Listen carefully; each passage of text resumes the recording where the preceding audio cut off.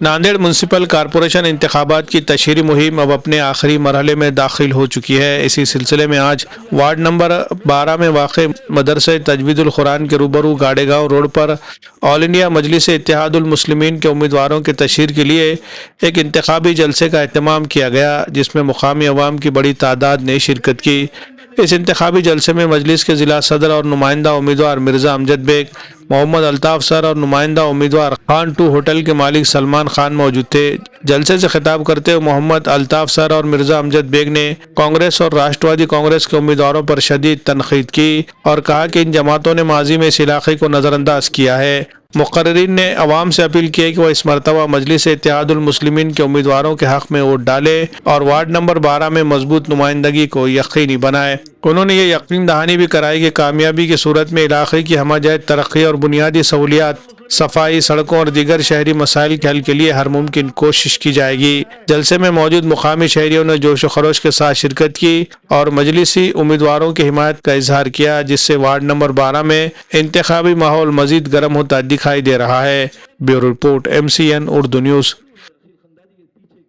پیچھے ڈال دیا گیا تو میرے ساتھ میں میرے سید معین کے جو ساڑو ہے رشید خندانی کے پیچھے گاڑی پہ بیٹھ کر منہ چھپاتا گھوم رہا تھا۔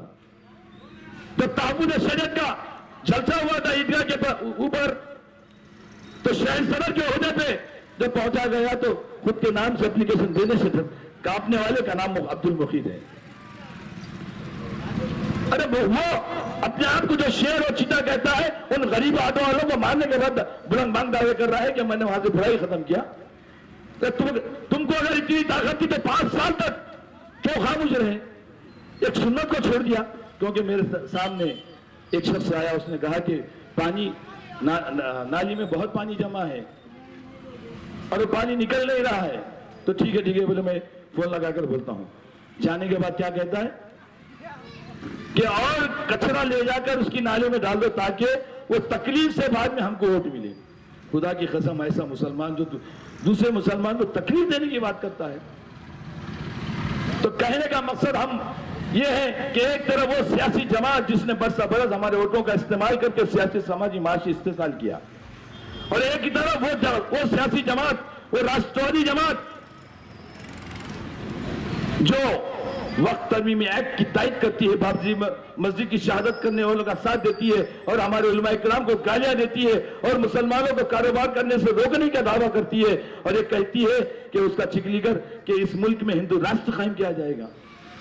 اور وہ جماعت جو کل ہند مجلس اتحاد المسلمین کے بانی نقیب ملک الحاج بیرسٹر صفی نوئی صاحب نے بڑی امیدوں کے ساتھ جس کے اوپر ذمہ داری دی میرے اور آپ کے ہردل عزیز قائد علی جناب سید معین صاحب کے کندھوں پر یہ ذمہ داری دینے کے بعد آپ نے دیکھا ہوگا کہ کس طرح سے جوخ در جوخ لوگ ہم سے جڑ رہے ہیں ہمارے ایک مشن کو، ایک مقصد کو پورا کرنے کے لیے۔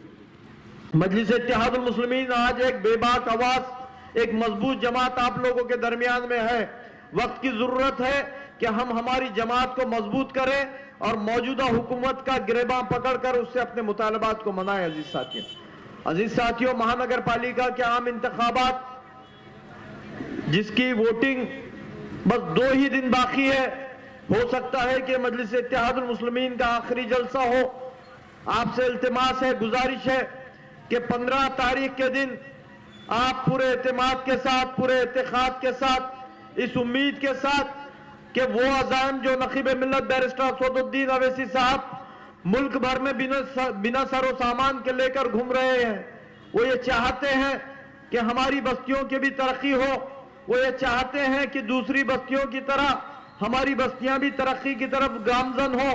عزیز ساتھیوں، پچھلے کئی سالوں سے ہم نے جن کارپوریٹرز کو چنا کر ہماری بستیوں سے دیا، اس امید کے ساتھ دیا کہ وہ ہمارے بستیوں میں، ہمارے وارڈوں میں، ہمارے پربھاگوں میں ترقیاتی کام کریں گے، لیکن سوائے مایوسی کے ہمارے ہاتھ کچھ نہیں لگا۔ بس چند ٹکوں کی گتےداری کے لیے یا چند ٹکوں کے کمیشن کے لیے ان لوگوں نے ہمارے بستیوں کا برا حال کر کے رکھا ہے۔ ہم کس طرح ان بستیوں میں اپنی زندگی گزار رہے ہیں یہ گزارنے والے جانتے ہیں، ان کا دل جانتا ہے۔ عزیز ساتھیوں، ان کو اس سے کوئی فرق نہیں پڑتا، کیونکہ وہ انتخابات کے دوران آپ لوگوں کے درمیان میں آئیں گے, چکنی چپڑی باتیں کریں گے اور ووٹ کو حاصل کرنے کی پوری کوشش کریں گے, خواہ وہ لیگل ہو یا انلیگل ہو, تمام طریقے استعمال کر کے وہ آپ کے ووٹوں کو حاصل کریں گے. پھر آپ کو اپنے چہرے 5 سال کے بعد نظر آئیں گے. تو ہمارے وارڈوں میں کام کون کرتا ہے؟ ٹکے واری کے لیے یہ اپنے قریب کے گتے داروں کو کام دیتے ہیں. بنا انجینئرنگ کے یہ کام ہوا ایک دم ناقص درجے کا ہوتا ہے جو سال بھر بھی نہیں چلتا. فنڈز مہانگر پالیکا سے اتنے ہی پرانے شہر کو آتے ہیں جتنے نئے شہر کو جاتے ہیں. باوجود اس کے ہماری بستیوں کے حال دیکھیے اور ان کے بستیوں کے حال دیکھیے. اب جب ہم سوال کر رہے ہیں کہ آپ کو جتنا موقع ملا تھا, آپ جتنے بڑے بڑے عہدوں پر رہے ہیں, آپ میئر رہے ہیں, آپ کے گھر سے ڈپٹی میئر رہے ہیں, آپ چیئرمین رہے اور کئی عہدے آپ کے انڈر میں تھے, آپ اس پہ فائز تھے. باوجود اس کے آپ نے جو ہمارے علاقوں کا حال کیا ہے وہ افسوسناک ہے اور پرمذمت ہے. عزیز ساتھیوں, وقت کا تقاضا ہے کہ اب جب ہم ان کو بول رہے ہیں اور اگر یہ اچھے کام کرتے تو یقیناً ناندیڑ کی غیور عوام, باشعور عوام یہ کہتی ہم سے کہ ارے بھائی کانگریس نے تو اچھا کام کیا ہے, اب آپ کے آنے کی ضرورت نہیں ہے, ہم ان سے مطمئن ہیں. لیکن دل پہ ہاتھ رکھ کے بولیے کہ اتنے سالوں میں ان کارپوریٹرز نے جو چن کے تو کارپوریٹر بول کر گئے لیکن جاتے ہی وہاں پر گتے دار ہو گئے, تو ان گتے داروں نے ہمارے ایریوں کا وکاس جس طرح سے ہونا چاہیے تھا کیا اس طرح کیا؟ نہیں کیا.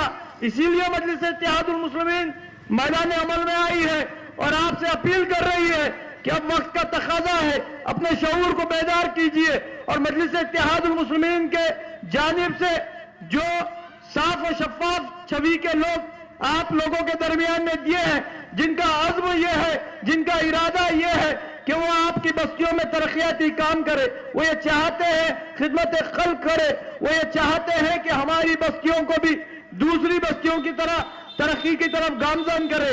تو وقت کی ضرورت ہے کہ ان قیادتوں کا خیال رکھتے ہوئے آپ کو مجلس اتحاد المسلمین کے امتیازی نشان پتنگ پہ ووٹ کر کے وہ عزائم جو بیرسٹر اسد الدین اویسی صاحب کے ہیں ان کو مضبوط کرنا ہوگا. عزیز ساتھیوں,